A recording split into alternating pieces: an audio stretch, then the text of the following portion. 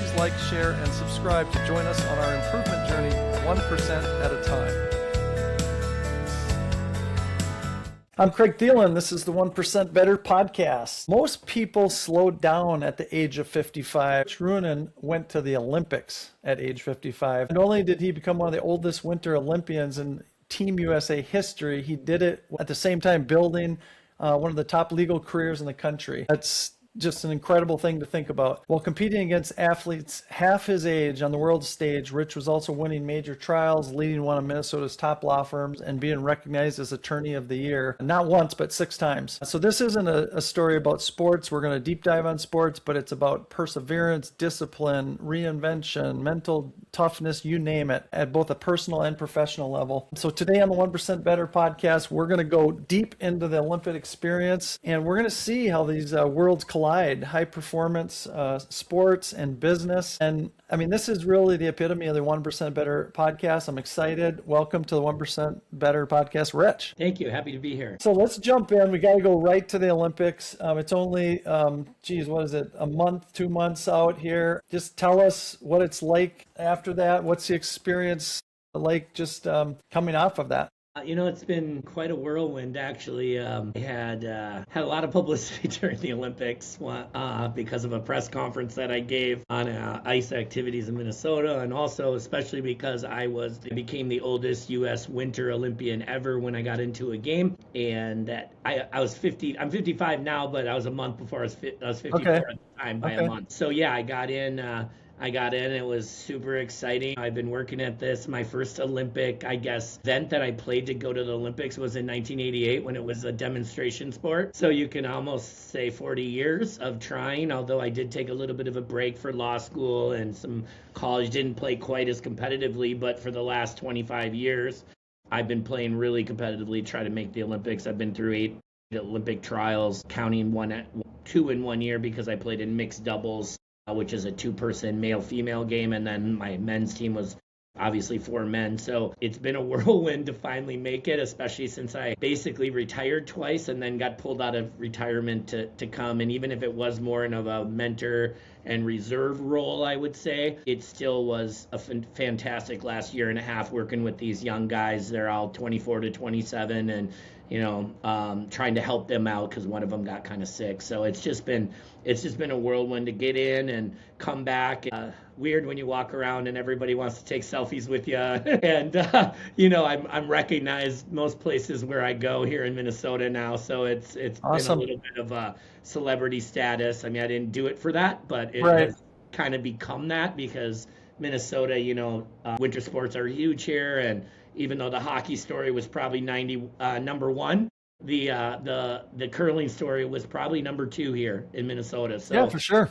big deal here, and it was fantastic. Yeah, I mean, it's one of those things that a lot of people, you can dream about something like that, right? But once you are actually there, it's quite different. So I'd love to just hear. I'm sure you had all sorts of visions of what it would be like. And again, it's one thing just to be part of the overall experience. There's opening ceremonies. There's, I'm sure, a lot of different events and different things. But then you actually got on the ice, and now you're performing. Just what was different than what you expected, and what was it actually like? I guess for us, the difference for me right away was, we left on January 30th to go to Switzerland to train for 5 days and kind of get acclimated to the time change and everything like that. Be up in the mountains where you have a little bit of different, capabilities.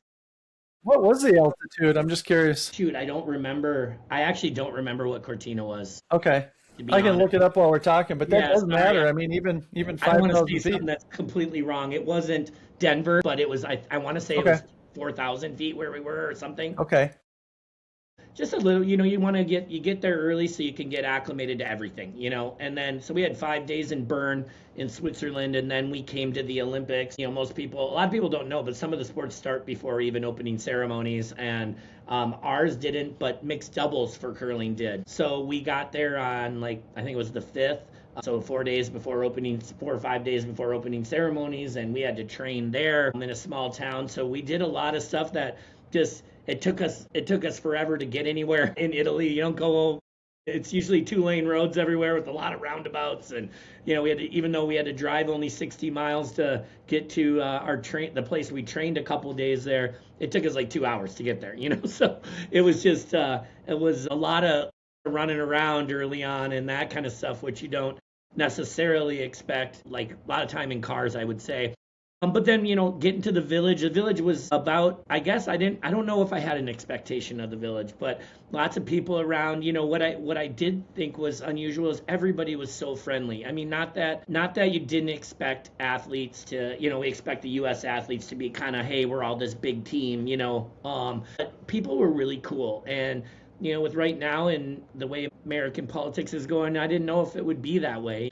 But we were welcomed all throughout Italy. We were welcomed by all the other athletes, and it's just kind of a community of athletes. It's amazing how much everybody looks out for each other and just, cheers on each other. I mean, obviously not when you're playing your country, but you see somebody with a medal and you go up and congratulate them. Hey, way to go, even if they're not from your country, and just really good camaraderie. The Olympics is about that. It's about respect. One of the tenets of the Olympics is respect and excellence and friendship, and I think most of the athletes are that way. I mean, maybe you get a little bit more tense when you're playing each other, but when you're not, and you're just out there. So I thought that was kind of cool. The village was really cool.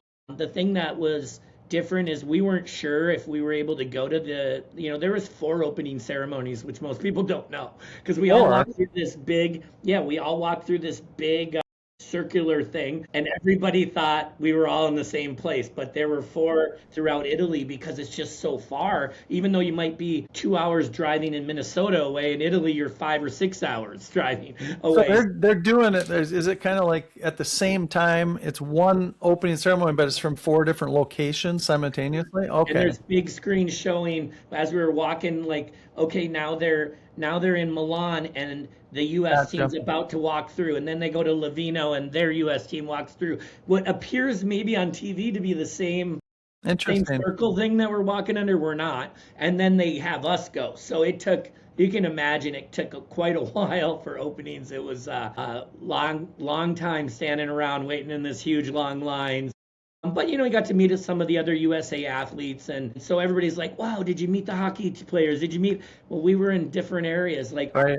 We had in Cortina, we had women's downhill, women's slalom, curling, and all the luge, skeleton, bobsled sports. And so our group was actually a lot smaller than most, I think. Gotcha.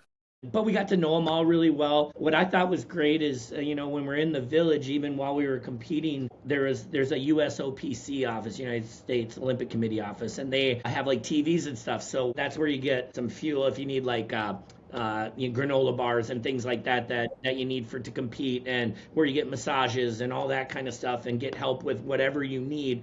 They're there to help. And so we'd hang out in that office and watch our women's curling team play or our mixed doubles team. So we got to meet all the other athletes, and we would just hang out there as a lot of the U.S. athletes, and got to learn a lot about their sports and how they compete and what they have to do and how often, and just most of the time you spent though with the U.S. other Olympians, or how much did you intermix with other countries? Well, it's different in curling because we play these same teams every weekend, so we know them very well, and so we'll hang out and sit with them in the village at the lunch hall or cafeteria, whatever you want to call it. But mostly we are hanging out more with the U.S. teams, I would say. But we know all those people, so we're talking to them everywhere we go. I mean, these guys are friends of ours. In curling, we'll play like a 12-week season, and 10 of those weeks are going to be with those teams that were at the Olympics. So we really get to know each other a little bit. So we BS a lot. I know, frankly, I played against most of the coaches and the parents of these kids. That's your age group. They're talking to the coaches all the time, and that's why it was kind of. I felt bad because people are like, oh, are you coaching? And we have a coach, Jordan, so I kind of felt bad for her. And that was happening a lot going up to the Olympics, right? So I got this shirt. I had this shirt made that said, I'm not the dad and I'm not the coach. And I wore that around a lot, Funny. Because, Jordan is our coach. It's not me, although I help with mentorship and that stuff. But there was a couple of funny memes going around, like it looks like some dad is bringing his 4 kids to the Olympics in curling, and I think it's hilarious. I think it's funny. You gotta love it. You gotta love it. Notoriety to the sport, and I'm fine with that. So I had that shirt made. It was kind of funny, I didn't realize the curling team had a female coach. Is that the first time? I think it's the first time for a male team, yes. Yeah, right. There's been women's coaches in curling on the other side a lot, but for That's us, interesting. for the U.S., as far as I've been around a lot in the sport, and I don't remember a women's coach, at least not at this level, not at Yeah, a right. world championship type level. That's pretty cool. There's so many different storylines along the way. So when you finally got on the ice, and that wasn't sort of guaranteed by any means that you were going to get on the ice because you're an alternate, right? Right. Was that any different? Was it like, did you feel tighter, more nervous, more like the stakes are bigger? Or was it, I'm on the ice and it's just, I'm in the zone and nothing's different? Yeah, to be honest, it was something that we had planned for. It would have happened sooner or later, one Okay. way or the other, but it was our second game. And unfortunately, we didn't play very well. We were playing one of the best teams in the world, arguably the best team at the Olympics, although they only took bronze because they lost the semi. It was Switzerland. They played phenomenal all week. They dominated everybody, but unfortunately lost the game, the semifinal that mattered to get into the gold medal game. But good guys. I played against one of the guys' dads in senior worlds the year before. I know the people that are coaching them. I played against a couple of the guys in the 2008 Worlds. You know, it was one of these games where we weren't playing real well, and frankly, we weren't going to win it with 3 ends left. And so I said, guys, let's just get this out of the way now because the second game, let's get the pressure off so you guys don't have to worry about it the rest of the week. And so we went in the 8th end where we might have normally, in curling, you can shake hands if you think it's over. That's one thing great about our sport. You don't have to get your butt kicked. Didn't know that. And sit out there and play another 3 ends if you don't want to. So, you know, I went up to each one of them because I've known them for years too. And I said, hey, if you don't mind, we're just going to play another end so we can get this out of the way. I know normally we'd let it go or we'd probably just shake hands. But if you guys don't mind, and because it's kind of curling's a gentleman's sport. And Yeah. I just wanted to make sure they weren't going to be upset. It's a long week for them too.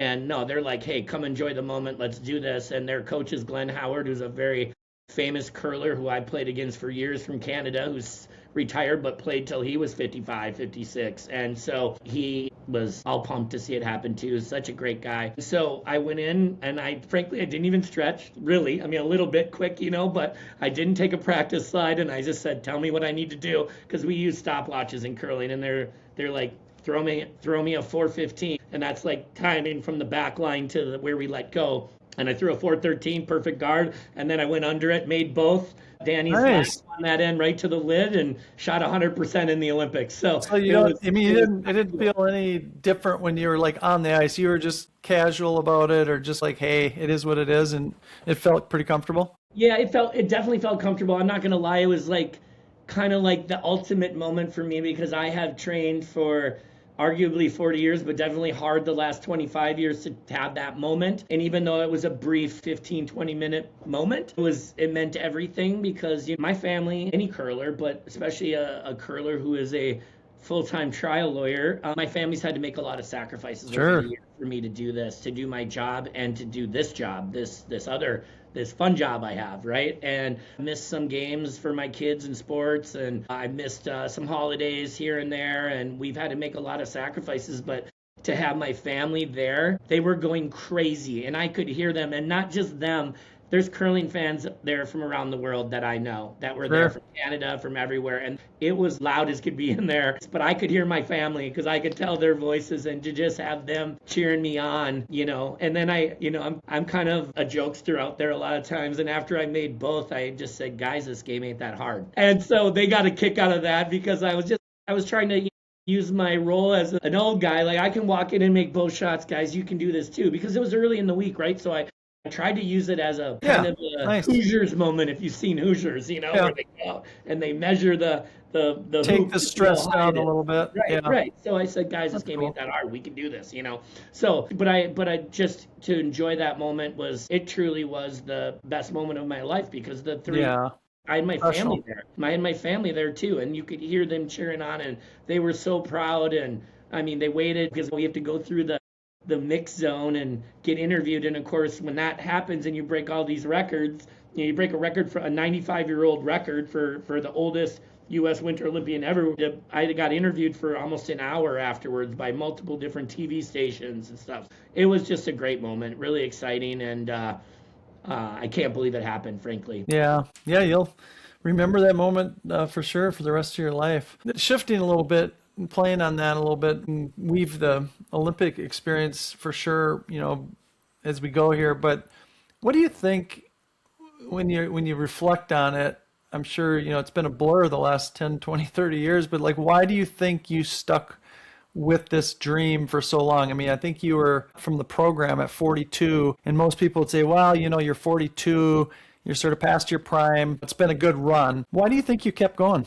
Well, first of all, I love the game. I am more than willing to admit when, there's going to be a point where your shooting ability kind of drops off. Curling does allow you a little bit more flexibility as an older guy because strategy matters and experience matters big time. And so, but when in 42, when I got told I was going to be too old and nobody wants a 46-year-old at the next Olympics, I just said, okay, then I'm going to throw a team together. I did, and we took second in the country that year when they said, hey, maybe you're past your prime. And then that allowed me to jump on a team to kind of play the same role, like a fifth man that they needed. They were curling so much they needed people to play though some weekends, and I was more in this role. And we made it to the final 2 out of 3 and lost to John Schuster's team that year. So that was 2 years after they had cut me from the program. And they didn't cut me because I wasn't trying hard enough or I wasn't good enough. And I even said, let me go to the combine and I'll show you I can beat these young punks, But I'm not going to lie and say I'm as strong as I was back then, or I'm as fast, I guess, as I am back then. But I can still shoot. And I can still shoot great. And so that ended up getting me back in the program for 8 more years and getting through that year and stuff. And obviously it has to do with, discipline, determination, a good attitude and giving a lot of effort and that passion for the sport, right? A lot of people aren't willing to go and leave their house at 5:15 in the morning 4 days a week to go work out and drive 30 miles to do it so I can get there by 6, which is what I do, what I've been doing for 10 years since we got the training house with the trainers, since at least 18 or whatever, right around there. And so if you have to have that dedication, you have to hold yourself accountable, and working out with your teammates, I think, does that, because like there are mornings you don't want to get up and the alarm goes off at 5 o'clock and I've been out till 11 the night before because we had a practice at 9 o'clock at night and I don't feel like getting up. But it's just that passion and that discipline and determination, I think, that I do have. That is one thing I do have. And I feel guilty if I don't show up for my team, right? Even these kids, if they're going to allow me they want me to be on their team, I've got to do what they want to do and when they want to do it too. I can't always just do it around my schedule. So I've had to make a lot of accommodations or a lot of changes in my schedule to accommodate theirs. They're young and like Aiden will call me at 7 o'clock. Let's go practice at Blaine for an hour at 7 o'clock at night after I've been up or I got to get up at 5 in the morning the next day and been up at 5 in the morning this day. And I'll go schedule ice and we'll go throw for an hour. I get home at 10:30 or 11 and sleep by 11:30 and up at 5. That's the kind of stuff that happens if you really want to compete at this level. The only difference is I then have to go to work for 10 hours. Or that's a big 8 difference. hours and then work the next night. So yeah, that's a huge difference. I want to get into that, but there had to be times where you felt like everyone were sort of betting against me. Like, why hang it up? I remember a funny story. I played amateur baseball until I was 50 years old, but when I was 48, I remember for some silly reason, I decided to try to steal home and slid into home head first, and I broke my wrist. And of course, I called it my dad. My dad was like 91 at the time, and I explained how I broke my hand, and in a very fatherly way, he goes, "No, might be time to hang up the cleats." And I just laughed so hard at that because here I am almost 50 and my dad's telling me to hang up the cleats. So you must have felt that so much. There must be part of you, I'm curious, have you always been someone that when someone says you can't do something, you go, oh yeah, I can? Yeah, it makes me even work harder. So I already work harder than most people, I think, at my job and at my curling career. And when someone tells me they can't do it, it kind of, or like if I'm in a trial and a defense attorney says you're not beating me or treats my client crappy or me, it makes me work even harder than I was already going to work. That's probably the worst thing they can do.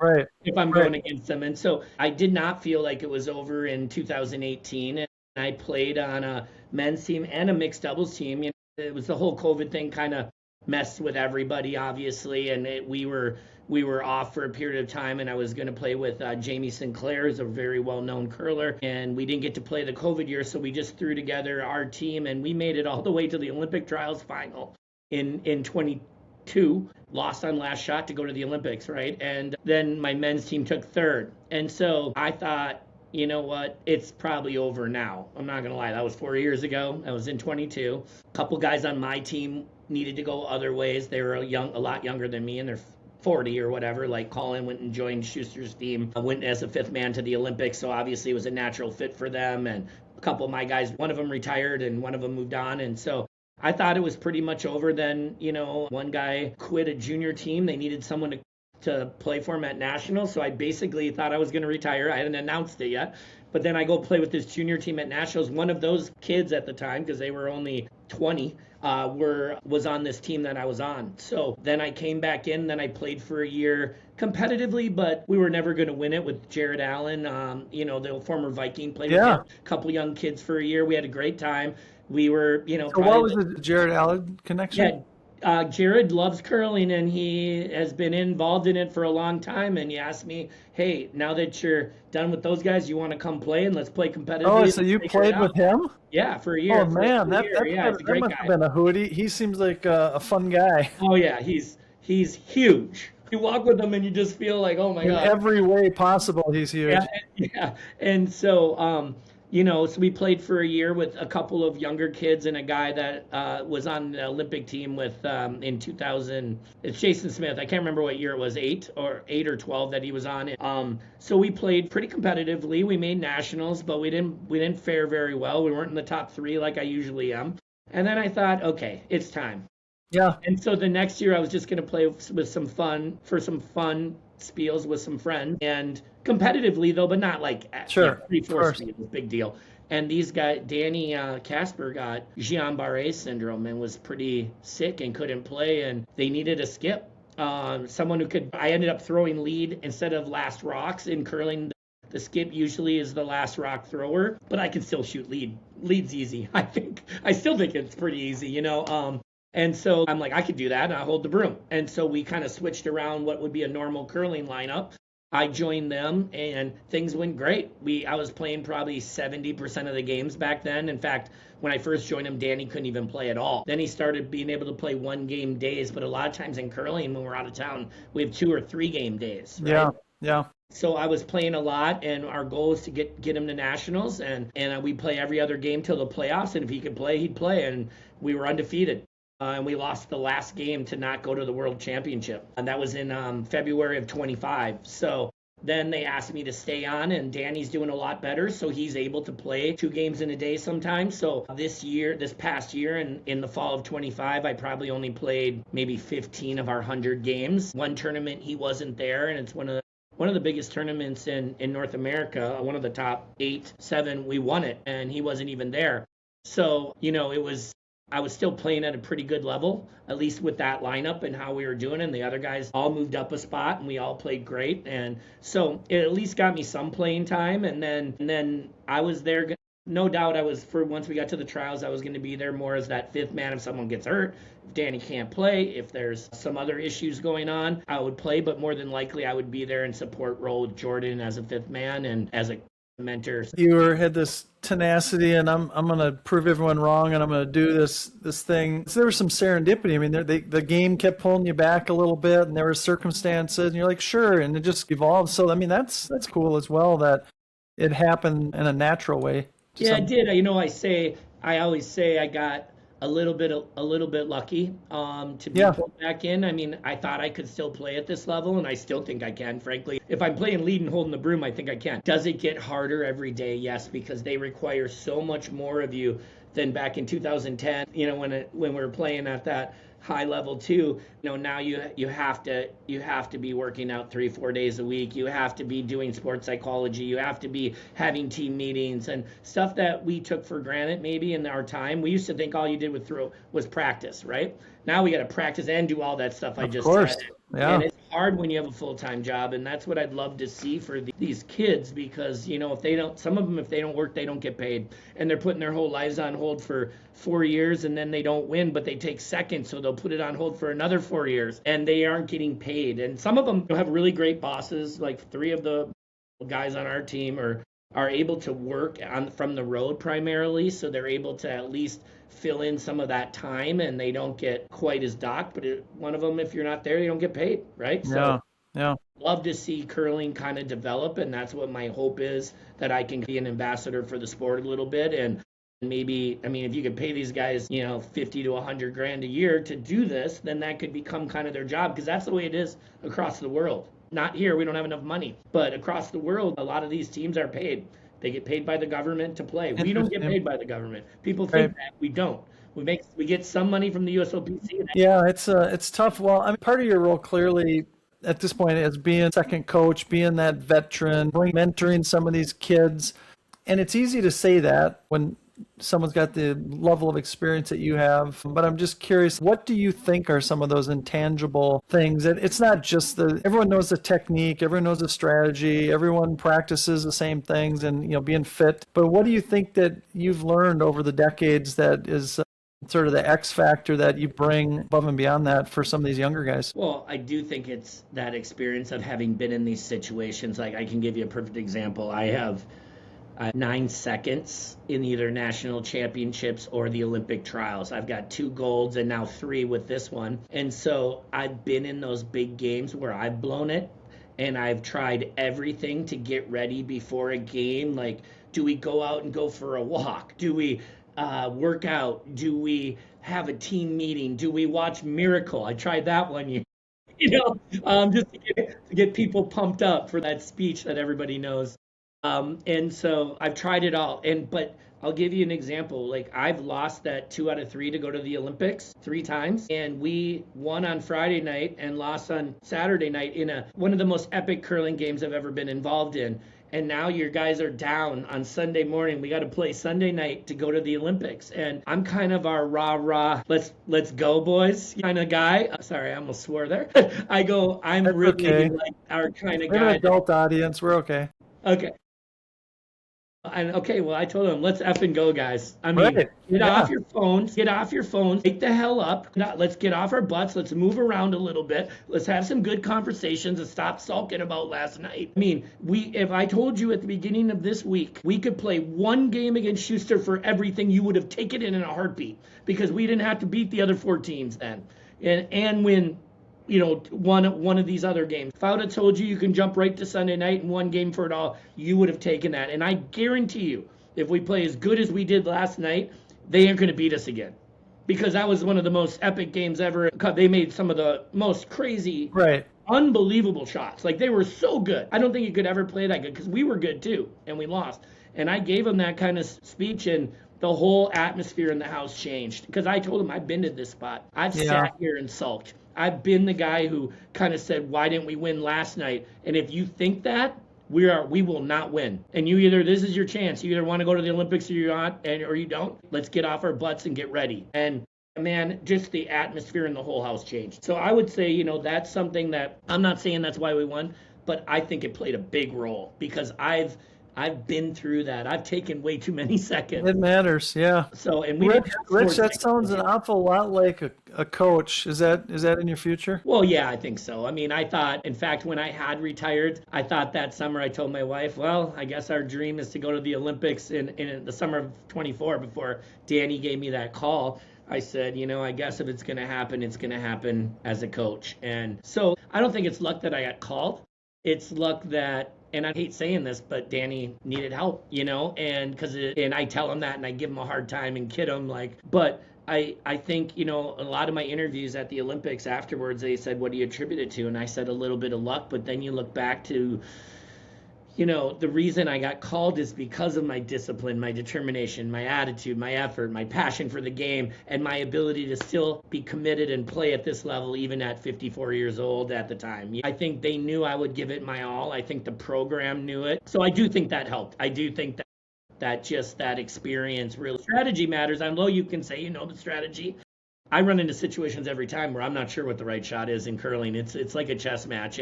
You can have the best strategy, but as soon as the first punch is thrown, there's a new strategy. But we do talk a lot about strategy, and they changed the rule that allows coaches didn't used to talk except between ends, and they changed the rules. We can talk between shots now.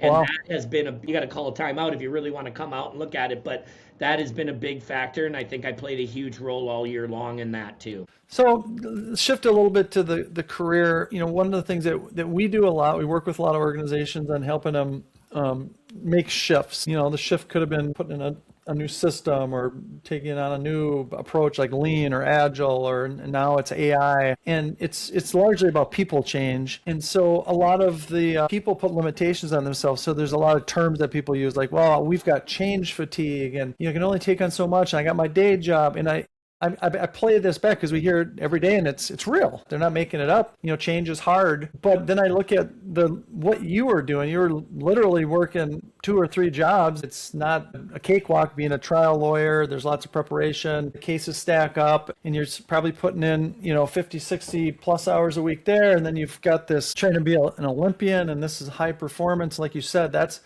who knows how many hours that is, 10, 20, 30 hours. And then you've got family. And that's a lot. And so how do you get through that? I'd love to hear kind of 2 sides of that coin. One is just like some of the techniques you use, because some of it is techniques of just how do you manage these different priorities? How do you stay sane? How do you not get stressed out? But then there has to be a fuel in you. There has to be something that motivates you beyond the challenges. And then what lessons can we learn in the corporate world from what you've lived? Wow, that's big. First of all, I think the 2 careers, if you want to call them, the athlete and being a lawyer, really play well with each other. I've learned a lot from being an athlete that I've tried to put into practice, so to speak, in my firm. Like, let me give you an example. Lawyers don't practice. They just go to court and think they can give an opening statement in front of 7 people or 11. It would depend before strikes, but let's say 7 people, they don't know and they haven't practiced it. Whereas we would never go into a curling match without throwing a million rocks, right? So we instituted this thing called Fight Club, where you got to take 20 of our 50 people, our 50 employees, and go into a conference room and give them that. And so that is, and you don't get good comments. This is what you did wrong. That's why we call it Fight Club. There's no good comments. It's just, what could you do better? And so that's like a really good example of what I've instituted here in my firm based on what I know as an athlete, what works. Interesting. Also just in the military, they call that red team analysis. Yeah. Yep. And you talked about things like changing. I will say that's probably the part that I'm so busy. I don't really love to put in a new system, a client database system, for instance, but we did it. And once it's there, I've come to realize over the years, every time we made a change, because I've been doing this so long, it has been for the better, almost invariably. And one of the new things we just instituted a year ago was an AI system here that works with our client database system. And I have been so busy in the last year, I haven't really mastered it yet or used it. But with my time being even more of a time crunch, I've started to go, okay, I got to figure this out, even if I don't have time right now, because you might imagine this last 8 months for me has been insane.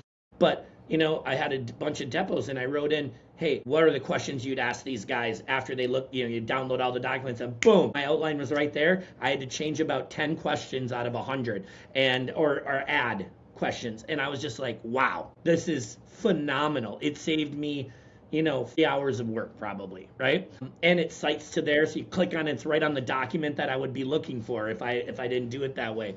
So I've come to realize that over the years that when we make changes in our systems, it's often super time consuming and stressful. And a lot of people don't want to do it. And I was maybe one of those people sometimes because just of the amount of work that to learn something like that. But every time we have done it, it has helped our firm. And now we can take 100 or let's say 1,000 medical records and have a summary done like that. Right. With AI, whereas our paralegal might have spent 8 hours doing that. Now she has it done, my paralegal, and she'll just go in and change a couple things that might be wrong in it, right?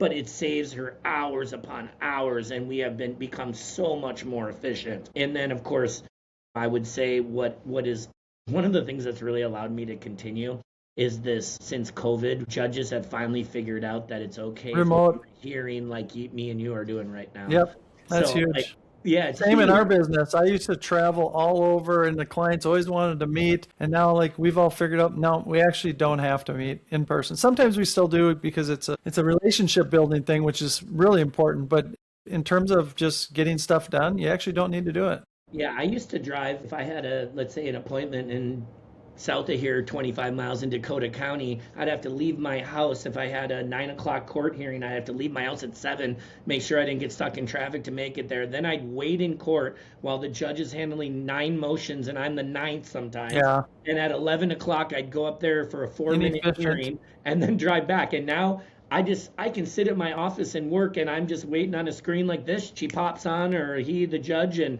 I get my hearing done and I'm out. And I've now worked for 3 straight hours, not been on the road, stuck in traffic. And same with me, like you said, with meeting people. Even clients are like, hey, I'm fine with Zoom. I don't need you to drive in my house in the middle of rush hour traffic. And that has been, I would say, something that has probably extended my curling career too, because I don't know, it was getting pretty tough when, in the 2018 kind of time frame to do all of this with the more requirements that we had to do with curling and that has also made it easier. It's way easier to have team meetings. It's way easier to have sports psychology with Zoom and stuff. So, I would say overall, every time we've done some sort of change, it's really helped. It's helped extend probably everybody's career. It gives us more time to be at home and working from home a little bit here and there. I don't do it that often, to be honest, because I feel like I need to be here managing people and meeting people and with I'm sure, like you said, you're constantly going to the gym, you're going to work out, you're going to play. You can do stuff on your phone now in the parking lot of the,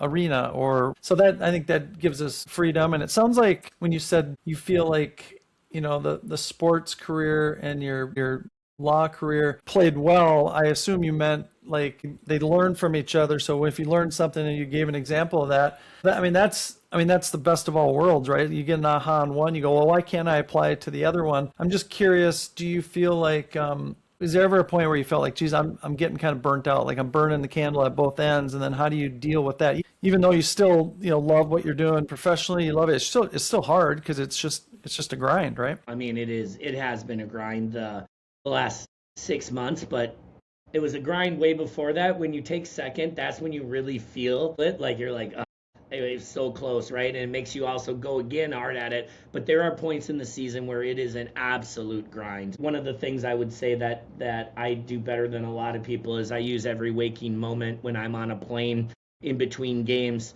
to practice my career, my law career, because I have to.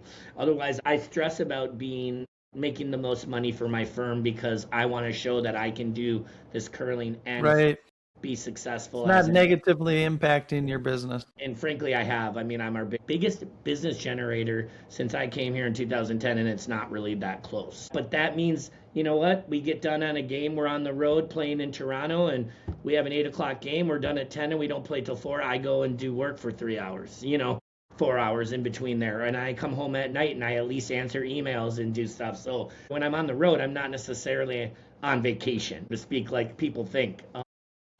Because otherwise there's no way I could do it. And so I'm on the plane. We didn't used to have internet on planes, Wi-Fi. So I'd be writing closing arguments out on a notepad, writing direct exams on a notepad when I'm on the airplane, whereas most people are watching movies. I'm working almost all the time. But I do think there is a lot of overlap, even more than I said, just about big trials and, that big sporting event and the highs and the lows and riding the roller coaster through the week. I mean, one thing that's very similar, just listening to you talk, is the competitive nature. By nature, sports is a win or lose proposition, and it's all about competition. And being a trial lawyer, it's all about a win or a loss. And it's all about competition. There's teams. So there's a lot of similarities from that perspective. And we don't get paid if we don't win. We're on the that's another thing. You want to talk about the extra added stress? That's another thing. Like I'm sitting in a courtroom where I have $100,000 of my own money into a case, or my firm's Yeah, for true. $50,000, and if I don't win, I'm out the 50 and my 3 years of Yeah, life. so you're living competition like in every way. So that's really interesting. So I'm curious, like you've not only are you a competitor and you compete every day, but you are against some of the best competitors and all these teams that you play all the time in curling, and then you're going against also some of the top trial lawyers in the state and maybe out of the state. And so what in your mind, just in simple terms, separates the highest performers that you've ever been around, do you think? Well, I do think it's wanting to learn from your mistakes. I think I've been pretty fortunate. I think I've only lost 12 trials and I'm close to 90 some, which is unheard of in our business. Most people, if you're 50-50 on the plaintiff side, you're pretty lucky and pretty fortunate. And I think it's always willing to learn from the mistakes you make, even in your wins, which is something I've instituted in curling as well, to talk about like what could I have done differently to be a better lawyer. But I also think it's taking chances. I am willing to try something that nobody else has done before. I rip off stuff from other lawyers, like great ideas about what did this person do in a closing argument that really worked. But I also am willing to try new things, even in the biggest cases of my life. And I think really understanding the details, and I have a pretty good memory. I think it's maybe not as great as it was 10 years ago, but like when I see something, I feel like I'll remember it. And I think a lot of other people won't. A lot of lawyers that I go against, they just forget what this record said or this important thing. And I'm willing to like, and as a trial lawyer, I'm willing to tell juries that they have to do their job and tell them what it is. And I think a lot of people are worried about telling someone who I think has an obligation under our Constitution to do the right thing. And I'll tell them, this is your job. You might not like it, and you might get back there and you might say this is super hard, but it's your job. And if you don't do it, then you're not doing your job, and that's you wouldn't be on this jury if you couldn't do your job. So I'm not afraid to tell them, try new things, really think about what I'm saying and how I'm saying it in a courtroom, because it does matter how you say something. It can be the difference between winning and losing, but I am I would say, much more animated than most people. And I'm not afraid to use that in a courtroom. And I'm not talking like theatrical stuff, but just the way I handle. Passionate. People know you believe what you're saying, right? And they know it. And Yeah. I'll tell you right now, that works across business everywhere. If your team believes we're going to be fine here, we're going to, get this job done and I'll take care of you, and then you follow through on your promises, it matters. And I've always been that kind of person too. I've always said, my team did a great job covering for me at the Olympics, and I've rewarded them for it. I feel like I owed them for that. I owe them every day for the good stuff they do for me. So I am also a person that constantly tells them when you do a good job, when you're learning something. I thank them for when they do stuff that I didn't expect, especially, and isn't part of their job or whatever. And I think that kind of stuff can go a long way. It's just a positive attitude. It works in curling, it works in Yeah. business. And really just being willing to listen to my clients, I think, is a big deal too. And I think a lot of other attorneys, they aren't listening in the courtroom either. They're not listening to what these jurors are saying. They're just going through the motions, answering questions. Interesting. I have and maybe taking notes, and they're not even hearing what they're saying. I have my paralegal take the notes for me, and then we go back and figure it out. But I just want to hear what they have to say, and then I'm feeding off those questions. And I think a lot of people they get too worried about making sure I write down everything or I do that. Like I got to remember this and I got to do this, and I'm not like that at all. I would say when I'm done with voir dire, most potential jurors are thinking I'm an all right guy, and they can talk to me even if they don't agree with my side right away. Yeah. And that's all you want, is an open mind, because I'm never going to change people's minds, but if it's open, I can at least, maybe I can still win the case. Yeah. And so that's important to me, and that's something that I think a lot of lawyers don't do. They don't listen, and they don't remember what things in records and stuff that really matter, and they're not willing to try anything new. They're not willing to be animated. They're not willing to tell someone what their job is, because they don't want to offend anyone.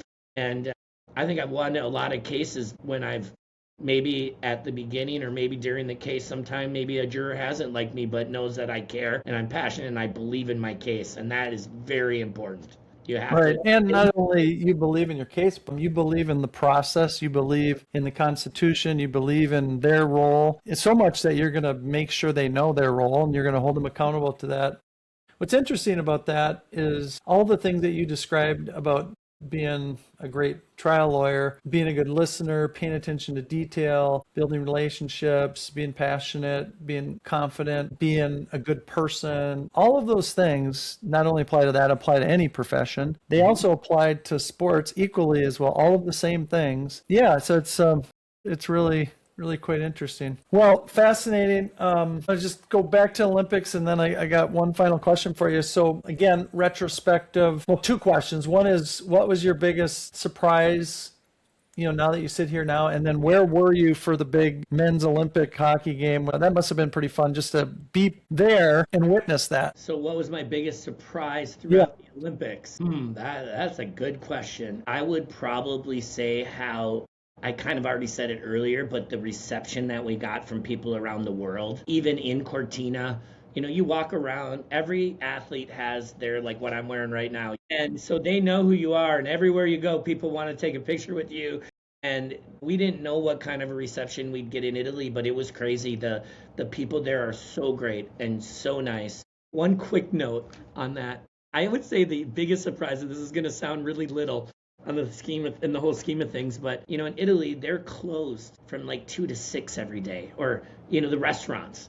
And I thought, being from capitalistic America, we would be opened 24/7, and they didn't change a thing. Like, we finished a game at 2:30 and we're hungry, and the only thing they had open was like a pizza slice place. That's actually humorous, because you think at least for the Olympics they're going to roll out the red carpet and break the rules, but nope, they got their tradition. Yeah, and we'd go into a restaurant, nice restaurant, and go, hey, it's 5 o'clock, let's say, and we're trying to get a good dinner, because you can only see your family some of the days, right? So we'd have a day where we'd have the night off, and we'd be done at 3 after the media zone and stuff. And I'd be like, hey, let's just go get a nice dinner. And then we have to wait till 7 to eat a nice dinner. So I thought that was really surprising. And then your other question was, but again, I'm sorry. The big hockey game. Oh, so I can tell you where we were. So that was on the last day for closing ceremony. So we were told we had to be on the bus by 3 o'clock that day, Italy time. And we had to be to closing ceremony. So the one thing I didn't mention is everybody was at the same closing, but in opening. Okay, got it. That's cool. We're all driving to Lavino down there. And it's like should be a 100-mile drive, I think. And we get on the bus at like 2:30, and we're driving, and we are stuck in dead stop traffic, and we are 3 hours in and we're still an hour away. But during that 3-hour dead stop, we're with all the USA athletes leaving from Lavino, so all the bobsledders, luge, skeleton, and some of the women's downhill, but most of those had already left because it ended earlier. And we're all got our phones out, and like 3 of us, and we're all I wish I would have taken a picture, because we are huddled in bus seats, you know what I mean? So we got like 2 guys holding their phones and 5-6 guys behind them, then 2 guys holding their phones, 5-6 guys behind them. And when we scored, we went absolutely berserk. And probably my biggest regret is because I would have loved to have shown some of the athletes and the people what was happening, but we didn't have a video of it because we were just so pumped, and we all were watching it on our phones, right? Yeah, that would have been a cool live stream, right? Oh yeah, it was so awesome. We went absolutely nuts because the bus wasn't even moving, and then luckily we would have missed closing ceremonies, but a cop, there was like 5 buses leaving that got caught in this traffic jam, on some coming from Milan, and the cops like literally got 2 cops in front of us, and they went the wrong way down every one way and made people pull over. We got to closing ceremonies at 8:15 that were supposed to start at 8:30. I mean, we barely made it. That was kind of where I was that's why you'll never forget where you were when that happened, right? That's funny. That's funny. That's memorable.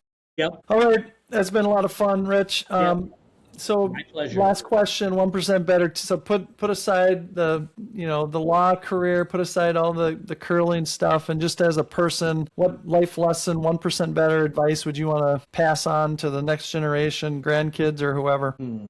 I would say never give up on your dreams. They might not always get to that ultimate goal that I got lucky enough to have happen, but I wasn't going to give up on them. I would have just been a coach, My dream was to make it, and it was the ultimate experience, and it made everything that I've worked so hard for the last 25. Just, don't give up. Like, do what you can and help out where you can. And I could have been a coach and still made the Olympics. It wouldn't have been quite as great, but it would still be a dream. And I think if you work hard at your dream and don't give up, you got a good shot of making it, or at least making something real close to it. Yeah, well, thanks for just sharing your life story. I mean, it's just it's proof that this whole idea of a 1% better mindset, it doesn't have an age limit. And so regardless of what anyone thinks or tells you, just keep showing up. And all the other things that you do along the way, that you've learned along the way, is what causes people to win, and not just in, a trial lawyer, not just in sports, but just winning in life at whatever you do. So thanks for sharing that. I think that's inspiring to a lot of people, frankly. Yeah, and I think, it really getting 1% better, just in like, that was part of how I taught the guys and mentoring them. Like,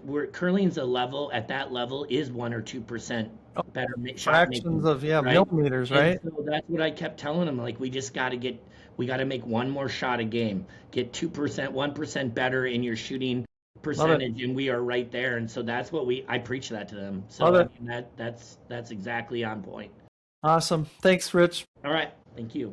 Please like, share, and subscribe to join us on our improvement journey 1% at a time.